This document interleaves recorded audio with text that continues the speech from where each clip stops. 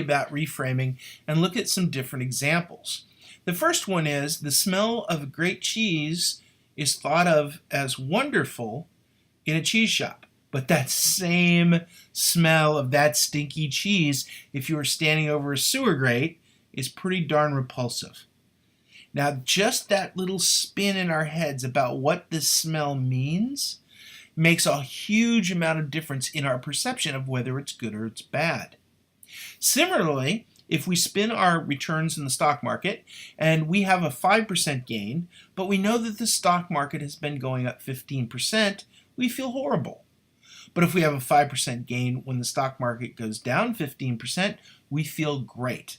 Again, our perspective, the way we look at things, influences how we feel about them, and if we can reframe them, we'll make better decisions. Now, I have Tiger Woods listed here. Tiger Woods did an interesting thing in I believe it's the 2012 Masters tournament. And he was winning the tournament, and then he bogeyed the last 2 holes to end up in a tie and have to play extra holes to win the Masters. And he was very distraught after losing the last 2 holes, after bogeying the last 2 holes to lose his lead. And so his caddy, knowing that he had to reframe the way Tiger was thinking, not that you just lost 2 holes, but that, like, we're still in this, we're okay. As they're walking to the tee to go play the extra hole, the caddy asked Tiger a question. And he said, "Hey, Tiger, at the beginning of the week, if I told you that we'd be in a playoff to win the Masters, would you have taken that result?"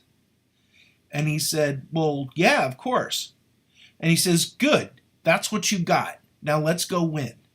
And of course, he did win. And that reframing from his caddy, that little psychological change in the way he was thinking about things, he felt bad that he was in a playoff instead of feeling, hey, this is actually good. He reframed it, and he thought about whether this is really a good position or a bad position. It changed his emotions, and he was able to win the tournament. In addition to that, a friend of mine met me once and told me that he had a new job. And he was feeling kind of bad about it, actually. He was a little scared, a little worried, a little nervous. And I was so excited for him and his job. I really thought it would be a fantastic opportunity for him. And he actually still works there decades later because it was such a good opportunity.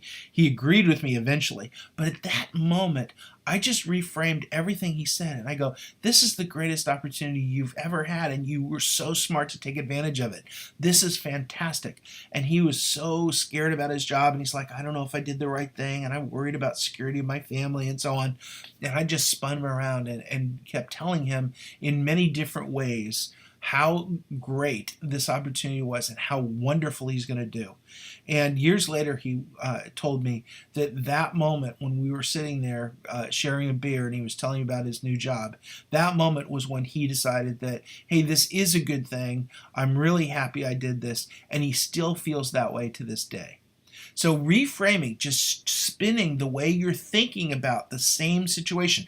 The situation didn't change for Tiger Woods. The situation of the smell of cheese doesn't change no matter where you are. But how you think about it does. Tiger Woods' score didn't change. His caddy changed his reflection and his opinion of that score. Money doesn't change. It's the way we change work from one person to another. Debt doesn't change. It's leverage. It's always been leverage. It always will be leverage. But when you think about it that way, you make different decisions.